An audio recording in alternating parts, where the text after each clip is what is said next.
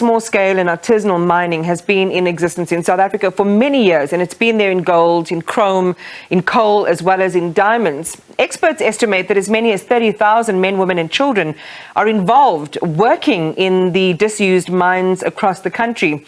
It apparently brings around 70 billion rands a year of national revenue that is lost to illegal mining in the gold sector alone. And there is a lot of desperation, violence and death in the pursuit of a living of this kind.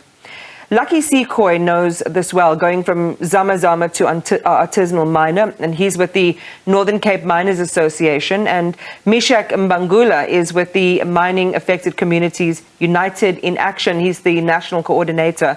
And both join me now. Meshack, good evening to you. Thank you very much for coming into the studio, and really appreciate you.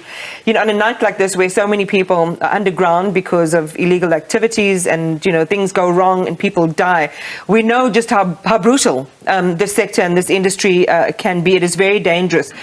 But from where you're coming from, you understand the opportunities that it also presents, particularly for communities. And one imagines communities where the big-scale, large-scale miners have moved on and where they see an opportunity for themselves. Take us into that story. Yes. From 2014, we tried and engaged Department of Minerals and Resources to say, look, we need to change this sector to make sure that it's profitable, it can organize more jobs, because we are faced with unemployment rate, and we can be able to change the whole sector to be formal and know who's working in that sector. Unfortunately, it fell on a deaf ears. DMR didn't want to talk to those people because they said it's just criminals. We made it in Kimberley, where we managed to get a permit for those small-scale miners to get a permit. But in other provinces, Free State and so on, they didn't do that.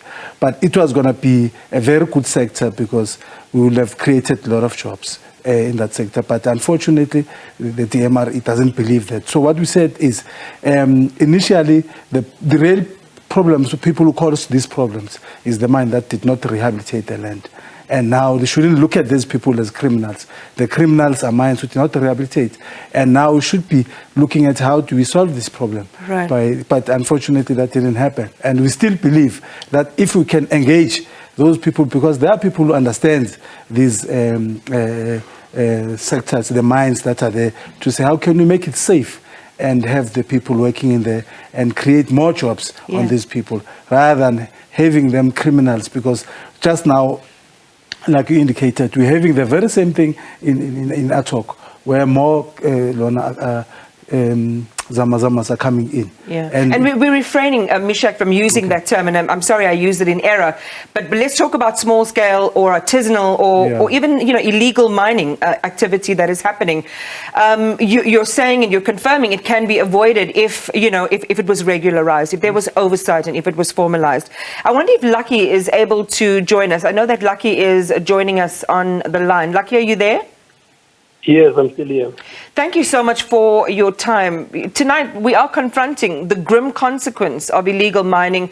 31 people meeting their death in an apparent gas explosion in the Free State.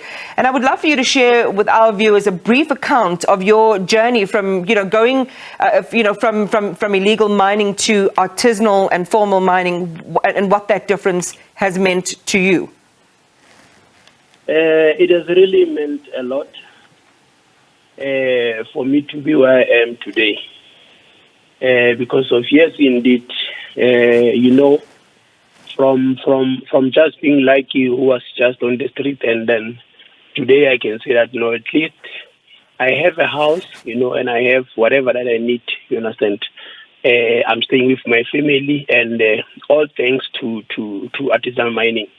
So that is why we are saying that. Since Meshack have just alluded that since 2014, you know, we have worked with all other organizations to try and call government to legalize artisanal mining, because of right now what we have, all the areas which were actually closed mines. Artisanal miners, when they go there, they find something to actually change their life with.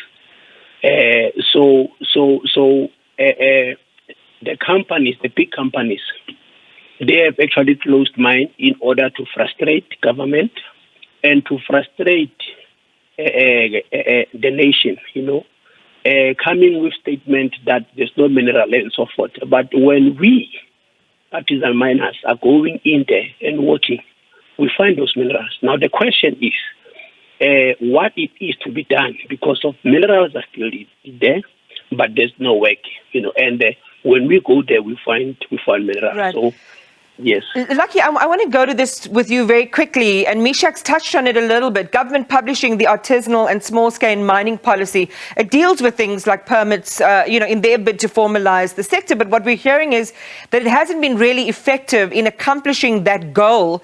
From your perspective, what are the big obstacles here?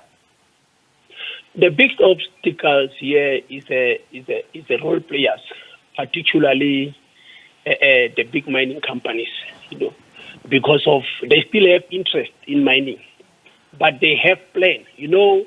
Those big mining companies, they will have a plan of 50-year plan. How are they actually going to extract the minerals? You understand? And then how are they going to frustrate? The government and the people, you understand? So in all that, and when they see artisan miners, like here in Kimberley, they have seen that artisan mining was actually booming, and then big companies who they were actually restricting them, from mining, they were the ones again who were going the other way to try and buy those diamonds from artisan miners. But before, they were standing before, they were actually fighting. They were doing all the things that artisanal miners must not actually get away, to actually mine. But today, we have seen them coming again. Whenever they see that artisanal mining are doing very well, they are the ones again who are coming and making sure that government must not actually recognize artisanal miners. Meshack, I want to come back to you because it is concerning, and we're hearing there are a number of different issues. You've got the issue of the institutional, the big corporate miners who've been in the place, in that area for a long time, who now see a renewed opportunity where, and they could be problematic. But you've got this amazing opportunity, you say, from your perspective, that if unlocked and if government, clears all the red tape, this could be a really viable option for people like yourselves and communities like yourselves, a really great future. And I'd like for you to come back to that point in terms of unlocking that red tape and your plea to government tonight. Definitely. If you really look at what the mines left, the mine left because they're no more getting profits they want, because they always want to maximize profits. High volume, high productivity. Yes. And now if they really, now they're getting very little of that, and they leave that. And you must know that these people who were working in the mines, they had only skill for mining. If the mine closes down without any skill to do anything, and now they're starting to get hungry, they will obviously go back where they were working and try and get something to put on the table. And that it should have been a position where we look together with all the stakeholders and say, how can we work together to formalize, decriminalize these people, because they are still having an understanding of working there, and formalize the sector, and obviously start working. And they should have been able to contribute to the economy of the company. Were you not included in those initial talks, all stakeholders together with government, to together, chart a way forward to optimize the opportunities for you? We were there. We started with all the stakeholders. And even at some stage, we included police to say, let's look at how can we assist in this regard. But today you'll talk to them, and tomorrow you'll hear that police went into the places of artisanal miners and arrested them. So we saw that these people, they talk, left and they do right, and that itself really demoralized the spirit of the people, because definitely we should by now again engaging to formalize this sector, because what is happening is more and more people will be going there because they're hungry and there's no work, and what will they do? Okay. for the minister to say he's talking to criminals, why people from outside, when they come and mine here, they come investors, but when we want to do work here, we become illegal? It doesn't sound good. Meshack, again, as with many subjects on the program, we have to come back. It's a big issue and so much at stake, red tape, opportunity, violence, criminality, and the need to play open cards and for government to play open cards with you. We appreciate you coming in tonight and sharing that perspective with us. This is Meshack Mbangula, who's with the Mining Affected Communities United in Action, a national coordinator. And I had on the line with me Lucky Seekoei, who is with the Northern Cape Miners Association. Thank you very much to the both of them.